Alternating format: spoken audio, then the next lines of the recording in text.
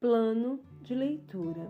Igreja Batista da Lagoinha, dia 19 de junho de 2022, ano da vitória. Marcos, capítulo 4, versículo 21 ao versículo 41. Também lhes disse: Vem, porventura, a candeia para ser posta debaixo do alqueire ou da cama? Não vem antes para ser colocada no velador? Pois nada está oculto, senão para ser manifesto, e nada se faz escondido, senão para ser revelado.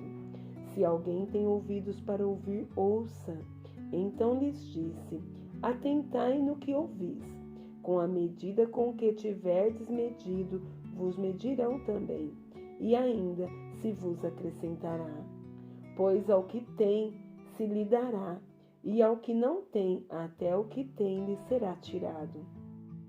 Disse ainda: O reino de Deus é assim, como se um homem lançasse a semente à terra, depois dormisse e se levantasse de noite e de dia, e a semente germinasse e crescesse, não sabendo ele como. A terra por si mesmo frutifica, primeiro a erva, depois a espiga e por fim o grão cheio na espiga. E quando o fruto já está maduro, logo se lhe mete a foice, porque é chegada a ceifa. Disse mais: A que assemelharemos o reino de Deus? Ou com que parábola o apresentaremos? É como um grão de mostarda, que quando semeado é a menor de todas as sementes sobre a terra, mas, uma vez semeada, cresce e se torna maior do que todas as hortaliças e deita grandes ramos, a ponto de as aves do céu poderem aninhar-se à sua sombra. E com muitas parábolas semelhantes lhes expunha a palavra, conforme o permitia a capacidade dos ouvintes. E sem parábolas não lhes falava. E sem parábolas não lhes falava. Tudo, porém, explicava em particular aos seus próprios discípulos. Naquele dia, sendo já tarde, disse-lhes Jesus: Passemos para a outra margem. E eles, despedindo a multidão, o levaram assim como estava no barco, e outros barcos o seguiam. Ora, levantando-se grande temporal de vento, e as ondas se arremessavam contra o barco, de modo que o mesmo já estava a encher-se de água. E Jesus estava na popa, dormindo sobre o travesseiro. Eles o despertaram e lhe disseram: Mestre, não te importa que perecemos? E ele, despertando, repreendeu o vento e disse ao mar: Acalma-te, emudece. O vento se aquietou e fez-se grande bonança. Então lhes disse: Por que sois assim tímidos? Como é que não tendes fé? E eles, possuídos de grande temor, diziam uns aos outros: Quem é este que até o vento e o mar lhe obedecem? Segundo a Samuel, capítulo 11 e capítulo 12. Decorrido um ano, no tempo em que os reis costumam sair para a guerra, enviou Davi a Joabe e seus servos com ele e a todo Israel, que destruíram os filhos de Amon e sitiaram Rabá. Porém, Davi ficou em Jerusalém. Uma tarde, levantou-se Davi do seu leito e andava passeando no terraço da casa real.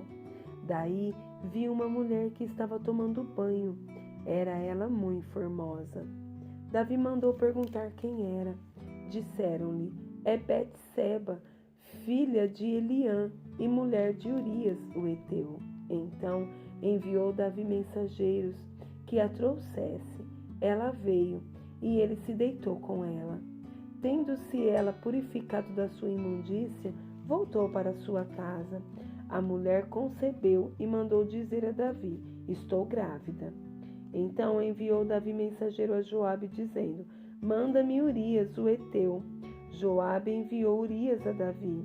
Vindo, pois, Urias a Davi, perguntou este como passava Joabe, como se achava o povo e como ia a guerra. Depois disse Davi a Urias: desce à tua casa e lava os pés.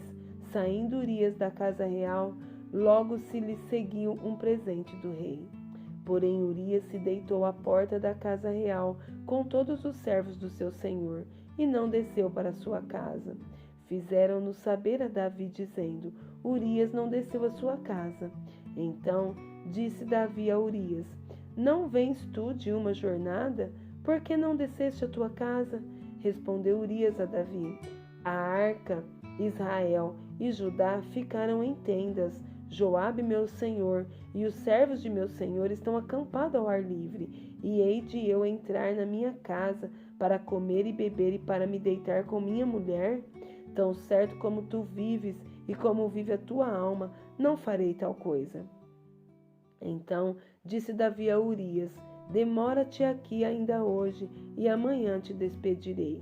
Urias, pois, ficou em Jerusalém aquele dia e o seguinte. Davi o convidou, e comeu e bebeu diante dele, e o embebedou. À tarde, saiu Urias a deitar-se na sua cama, com os servos de seu senhor, porém não desceu à sua casa. Pela manhã, Davi escreveu uma carta a Joabe e lhe a mandou por mão de Urias. Escreveu na carta, dizendo: ponde Urias na frente da maior força de peleja e deixai-o sozinho, para que seja ferido e morra. Tendo, pois, Joabe sitiado a cidade, pôs a Urias no lugar onde sabia que estavam homens valentes. Saindo os homens da cidade e pelejando com Joabe, caíram alguns do povo, dos servos de Davi, e morreu também Urias, o heteu. Então Joabe enviou notícias e fez saber a Davi tudo o que se dera na batalha. Deu ordem ao mensageiro, dizendo: se ao terminares de contar ao rei os acontecimentos desta peleja, suceder que ele se encolarize e te diga: por que vos chegaste assim perto da cidade a pelejar? Não sabíeis vós que haviam de atirar do muro? Quem feriu Abimeleque, filho de Jerubezete? Não lançou uma mulher sobre ele do muro um pedaço de mó corredora, de que morreu em Tebes? Por que vos chegaste ao muro? Então dirás: também morreu teu servo Urias, o heteu. Partiu o mensageiro e, chegando, fez saber a Davi tudo o que Joabe lhe havia mandado dizer. Disse o mensageiro a Davi: na verdade, aqueles homens foram mais poderosos do que nós e saíram contra nós ao campo, porém nós fomos contra eles, até a entrada da porta. Então os flecheiros do alto do muro atiraram contra os teus servos, e morreram alguns dos servos do rei, e também morreu o teu servo Urias, o heteu. Disse Davi ao mensageiro: assim dirás a Joabe: não pareça isto mal aos teus olhos, pois a espada devora tanto este como aquele. Intensifica a tua peleja contra a cidade e derrota-a, e tu anima a Joabe. Ouvindo, pois, a mulher de Urias que seu marido era morto, ela o pranteou. Passado o luto, Davi mandou buscá-la e a trouxe para o palácio. Tornou-se ela sua mulher e lhe deu à luz um filho. Porém, isto que Davi fizera foi mal aos olhos do Senhor. Capítulo 12. O Senhor enviou Natã a Davi.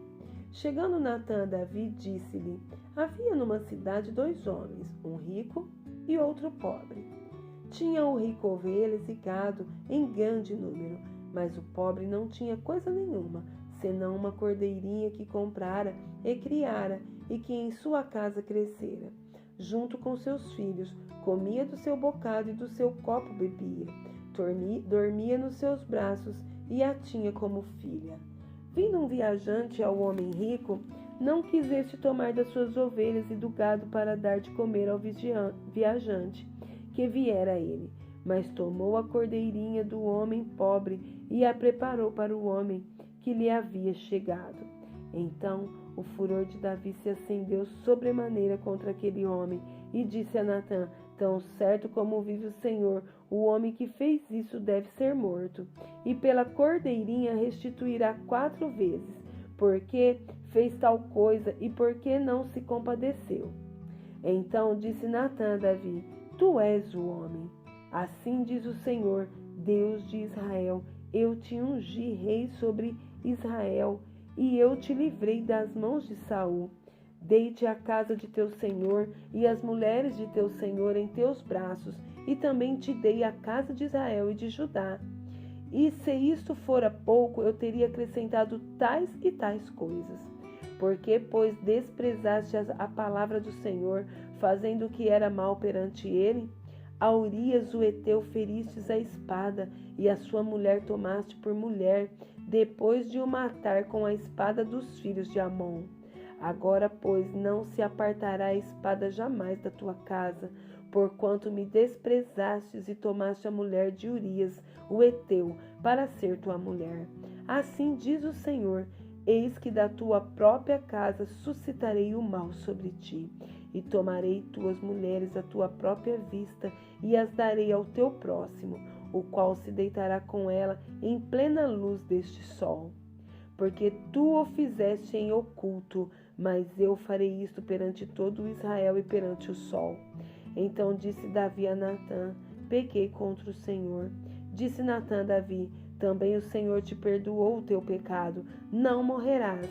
Mas, posto que com isto deste motivo a que blasfemasse os inimigos do Senhor, também o filho que te nasceu morrerá. Então Natã foi para sua casa.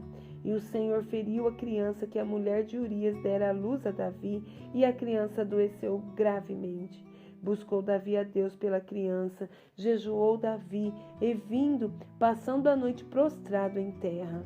Então os anciãos da sua casa se achegaram a ele para o levantar da terra, porém ele não quis e não comeu com eles. Ao 7º dia morreu a criança, e temiam os servos de Davi informá-lo de que a criança era morta, porque diziam: Eis que, estando a criança ainda viva, lhe falávamos, porém não dava ouvido à nossa voz. Como, pois, lhe diremos que a criança é morta? Porque mais se afligirá. Viu, porém, Davi que seus servos cochichavam uns com os outros, e entendeu que a criança era morta. Pelo que disse aos seus servos: É morta a criança? Eles responderam: Morreu.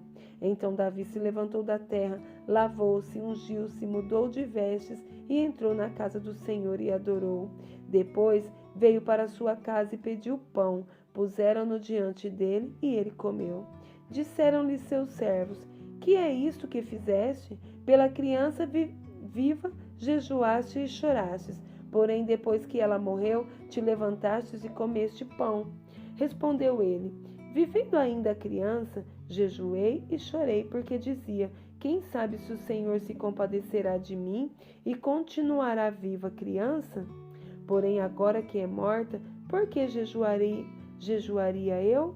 Poderei eu fazê-la voltar? Eu irei a ela, porém ela não voltará a mim. Então Davi veio a Betseba, consolou-a e se deitou com ela. Teve ela um filho, a quem Davi deu o nome de Salomão, e o Senhor o amou. Davi o entregou nas mãos do profeta Natã, e este lhe chamou Gedidias, por amor do Senhor.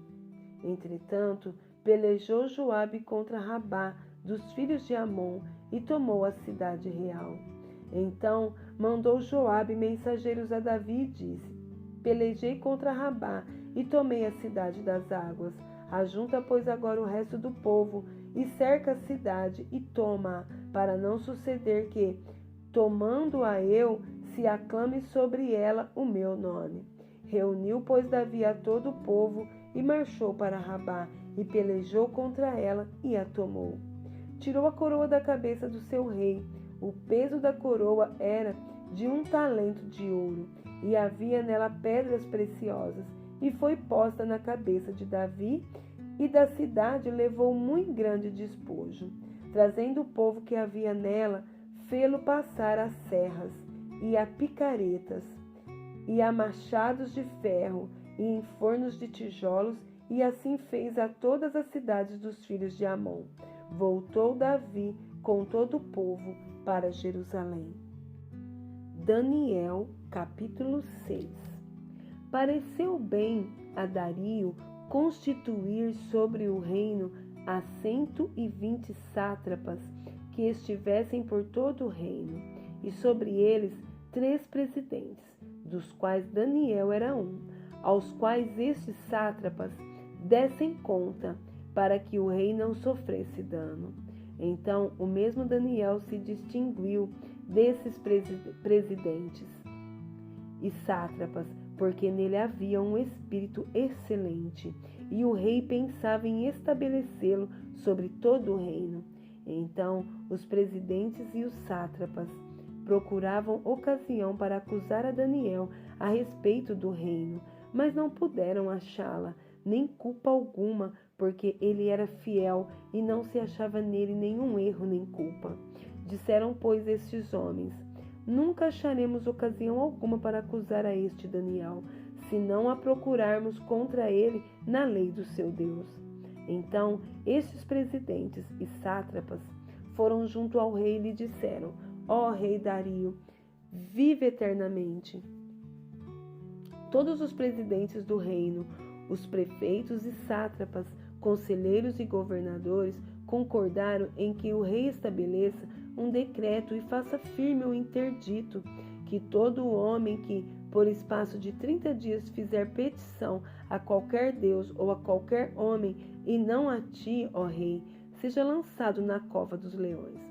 Agora, pois, ó rei, sanciona o interdito e assina a escritura, para que não seja mudada, segundo a lei dos medos e dos persas, que se não pode revogar. Por esta causa, o rei Dario assinou a escritura e o interdito.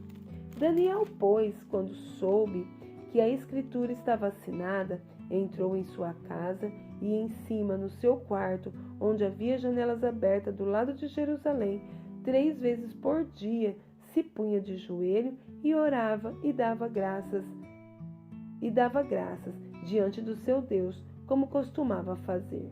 Então aqueles homens foram juntos, e tendo achado a Daniel a orar e a suplicar diante do seu Deus, se apresentaram ao rei, e a respeito do interdito real lhe disseram: não assinaste um interdito que por espaço de 30 dias todo homem que fizesse petição a qualquer deus ou a qualquer homem, e não a ti, ó rei, fosse lançado na cova dos leões? Respondeu o rei e disse: esta palavra é certo, segundo a lei dos medos e dos persas, que se não pode revogar. Então responderam e disseram ao rei: esse Daniel, que é dos exilados de Judá, não faz caso de ti, ó rei, nem do interdito que assinastes. Antes, 3 vezes por dia faz a sua oração. Tendo o rei ouvido essas coisas, ficou muito penalizado e determinou consigo mesmo livrar a Daniel, e até ao pôr do sol se empenhou por salvá-lo. Então aqueles homens foram juntos ao rei e lhe disseram: sabe, ó rei, que é lei dos medos e dos persas que nenhum interdito ou decreto que o rei sancione se pode mudar. Então o rei ordenou que trouxesse a Daniel e o lançasse na cova dos leões. Disse o rei a Daniel: o teu Deus, a quem tu continuamente serves, que ele te livre. Foi trazida uma pedra e posta sobre a boca da cova. Selou-a o rei com o seu próprio anel e com o dos seus grandes, para que nada se mudasse a respeito de Daniel. Então o rei se dirigiu para o seu palácio, passou a noite em jejum e não deixou trazer à sua presença instrumentos de música, e fugiu dele o sono. Pela manhã, ao romper do dia, levantou-se o rei e foi com pressa à cova dos leões. Chegando-se ele à cova, chamou por Daniel com voz triste. Disse o rei a Daniel: Daniel, servo do Deus vivo, dar-se-ia o caso que o teu Deus, a quem tu continuamente serve, tenha podido livrar-te dos leões? Então Daniel falou ao rei: ó rei, vive eternamente. O meu Deus enviou o seu anjo e fechou a boca aos leões, para que não me fizeste dano, porque foi achada em mim inocência diante dele. Também contra ti, ó rei, não cometi delito algum. Então O rei se alegrou sobremaneira e mandou tirar a Daniel da cova. Assim foi tirado Daniel da cova, e nenhum dano se achou nele, porque crera no seu Deus. Ordenou o rei, e foram trazidos aqueles homens que tinham acusado a Daniel, e foram lançados na cova dos leões, eles, seus filhos e suas mulheres, e ainda não tinham chegado ao fundo da cova, e já os leões se apoderaram deles, e lhes esmigalharam todos os ossos. Então o rei Dario escreveu aos povos, nações e homens de todas as línguas que habitam em toda a terra: paz vos seja multiplicada. Faça um decreto pelo qual, em todo o domínio do meu reino, os homens tremam e temam perante o Deus de Daniel, porque ele é o Deus vivo e que permanece para sempre. O seu reino não será destruído e o seu domínio não terá fim. Ele livra e salva e faz sinais e maravilhas no céu e na terra. Foi ele quem livrou a Daniel do poder dos leões. Daniel, pois, prosperou no reinado de Dario e no reinado de Ciro, o persa.